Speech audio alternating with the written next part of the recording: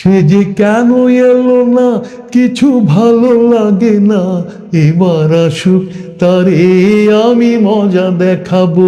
যদি ফুলগুলো হয় অভিমানে ঝরে যায়, আমি কেমন করে তাকে মালা পরাবো। আসো আসো, বাংলার জনগণ তোমারে মালা পরাবে।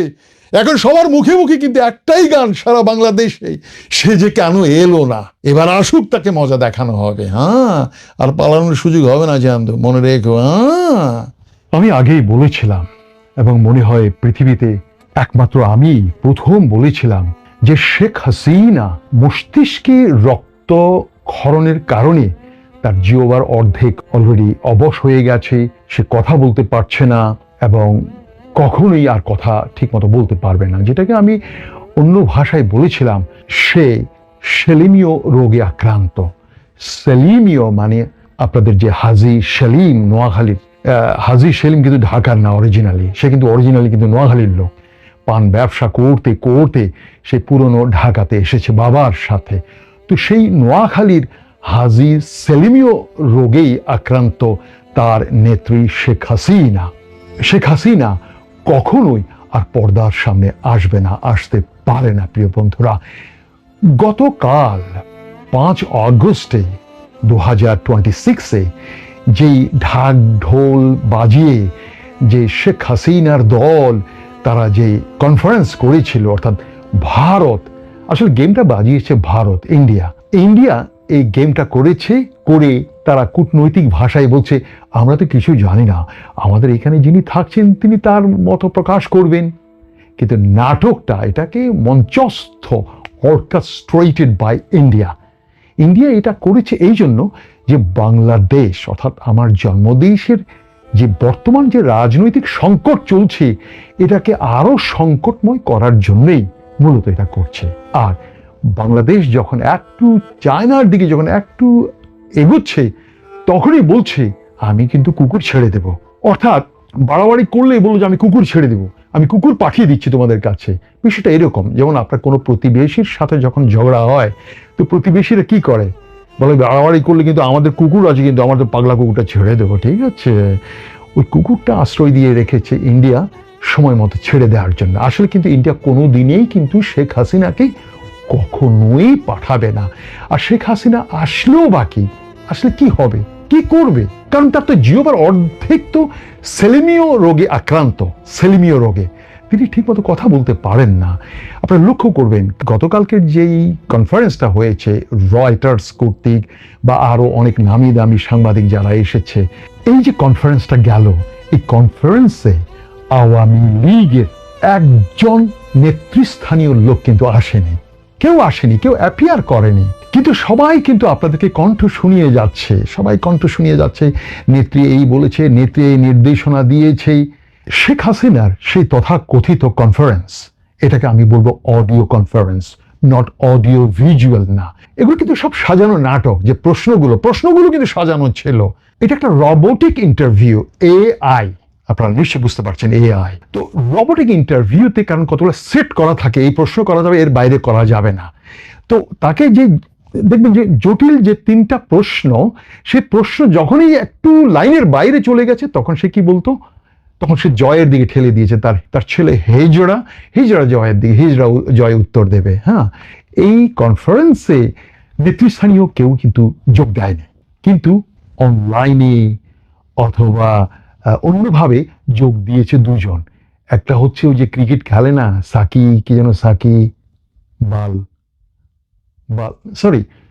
সাকিব আল হাসান, সে শ্রীলঙ্কা থেকে অনলাইনে জয়েন করেছে। আর একটা ছেলে আছে না, ওই যে কখনো নিজে সবসময় বলে আমি কখনো ফেল করি নাই, নো ফেলও জয়েন করেছে। কিন্তু নেতৃস্থানীয় সেই আসাদুজ্জামান কামাল, ক্রো কাদের, সিকে আর কি, ক্যালভিন কেইন না কিন্তু, হ্যাঁ, সিকে, ক্রো কাদের, সে ক্রো কাদেরও তো আসেনি। আরো অনেক নামি দামি তাদের ভাষায়, তারা তো কেউ তো যোগ দেয়নি, কারণ তারা জানে এটা চূড়ান্ত একটা মিথ্যা কথা, এটা নেত্রীর মুখের কথা নয়, এটা হচ্ছে এআই এর কথা। ভারত বাংলাদেশের লোকদেরকে বোঝাতে চাচ্ছে বাড়াবাড়ি করলে কিন্তু কুকুর ছেড়ে দিব, যে কোন সময় কুকুর এসে তোমাকে কামড়ে দেবে, কামড়ে দেবে। প্রিয় বন্ধুরা, আমি আবারও বলে রাখছি, শেখ হাসিনা এখন রাইট এ ভেজিটেবল, সবজি। আপনার ভেজিটেবল মানে কি? অথর্ব। এখন ভারত তাকে জিম্মি করে রেখে এই গেমটা বাজানো হচ্ছে। যারা এখন বর্তমান প্রশাসন চালাচ্ছে বা বিরোধী পক্ষ যারা আছে, এদের সাথেও কিন্তু যে মাঝে মাঝে একটু নাট বল্টু লাগানো হচ্ছে না, এটাও কিন্তু পরিকল্পিতভাবে করানো হচ্ছে, অস্থিতিশীল করে দেওয়া বাংলাদেশের পরিস্থিতিকে। প্রিয় বন্ধুরা, এটা কিন্তু শেখ হাসিনা যতই বলুক, একবার বলেছিল না, আমি কিন্তু বর্ডারের পাশে আছি, যে কোনো সময় টুপ করে ঢুকে যাব। এখন একটু দূরে আছে, বলে যে আমি যে কোনো সময় প্লেনে করে উঠে চলে আসব। আমি আবার বলে রাখছি, বাংলাদেশের প্রশাসন যদি একে ইনভাইট করে, সে আসবে না, কখনোই আসতে পারে না। তাকে স্ট্রেচারে করে আনতে হবে, কারণ সে শয্যাশায়ী শেখ হাসিনা। এখন আপনারা বলতে পারেন যে তিনি কিভাবে কথা বললেন। যারা স্মার্ট, যারা শিক্ষিত, তারা ভালো করেই জানেন যে এখন রোবোটিক এআই এর মাধ্যমে অনেক কিছুই চলে, কিন্তু ভারত জানে না। আমার জন্মদেশে এখন শিক্ষার হার এখন অনেক উপরে উঠে গেছে, অনেক উপরে, প্রায় 18%, শতকরা 18 জন শিক্ষিত এখন আমার জন্মদেশের লোক আগের মতো নাই। ঠিক আছে, একটা বিষয়, শেখ হাসিনা যদি সত্যিকার অর্থেই সে যদি বলে থাকে, তাহলে ডিসেম্বর কেন?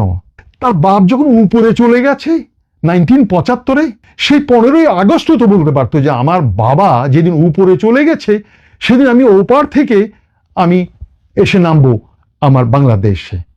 অথবা আমার 5ই অগাস্টে, যেই আগস্ট আমি পালিয়ে চলে গেছি, সেই 5ই অগাস্টে আমি ফেরত আসব।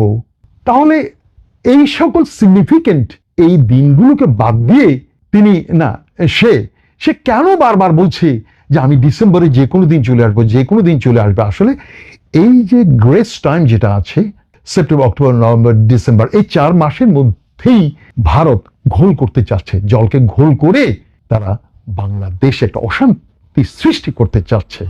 প্রিয় বন্ধু, আপনারা মনে রাখবেন, শেখ হাসিনা কখনোই জনসম্মুখে আসতে পারবে না। ভারত এখন চাচ্ছে কোনো না কোনো ভাবে আওয়ামী লীগকে টিকে রাখার জন্য তার মেয়ে পুতুল অথবা তার ছেলে, জাতীয় নাতি, জাতির আব্বর, জাতির নাতি হেজরা জয়কে ঢুকিয়ে আওয়ামী লীগকে চাঙ্গা করার জন্য। বাট সে আশার গুড়ে বালি হবে, সেটা কোনোদিনই সম্ভব না। আমি বলেছিলাম, আওয়ামী লীগ আগামী 42 বছর, যেদিন চলে গেছে না, সেই দিন থেকেই 42 বছরে আর আসবে না। এটা হিজড়া লীগ হয়ে যাবে, মুসলিম লীগ হয়ে যাবে, এটা জাতীয় পার্টি হয়ে যাবে। আপনারা জানেন জাতীয় পার্টির অবস্থা কি, আপনারা জানেন সেই ন্যাপের অবস্থা কি হয়েছে, আপনারা জানেন সেই মুসলিম লীগের অবস্থা কি হয়েছে। মুসলিম লীগ কোনো এক সময় তো অনেক নাম করা খুব পাওয়ারফুল পার্টি ছিল, তাই নয় কি?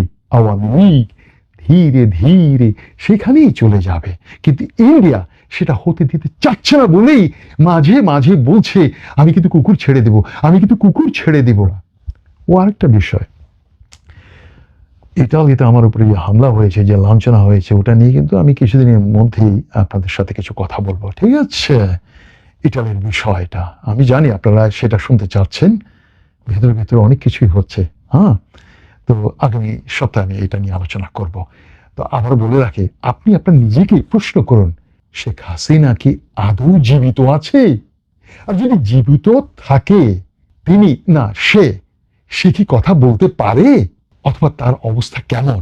আর সে ভিডিওতে আসেনি কেন? বা সে এখান থেকে, জন্মদেশ থেকে পালিয়ে যাওয়ার পরে আর কখনোই কেন স্টিল ফটোগ্রাফি, স্টিল মানে ইস্পাত না, আপনি তো মনে করবেন ঠুস বাড়ি দিয়েছে, ইস্পাত না। আমাদের জন্মদেশের শিক্ষার হার কিন্তু এখন 18%, কিন্তু অনেক শিক্ষিত। আপনি স্টিল ফটোগ্রাফি মানে স্থির চিত্র, কোন স্থির চিত্র অথবা মোশন চিত্র ভিডিও তো সে কখনো আসেনি এবং আসবে না। বনিয়ামিন তার কথায় অবিচল, অর্থাৎ শেখ হাসিনার জিহ্বার অর্ধেক অবশ, সে কথা বলতে পারে না। এবং যে ইন্টারভিউটা হয়েছে গতকালকে, যে কনফারেন্স, এটা ভারতের সাজানো নাটক। এই নাটকে কেউ বিশ্বাস করবেন না, এটা একটা রাজনৈতিক স্টান্টবাজি, রাজনৈতিক পলিটিক্যাল স্টান্টবাজি, যে শেখ হাসিনা কথা বলছে। না চাঁদ, শেখ হাসিনা আর কখনোই কথা বলবে না।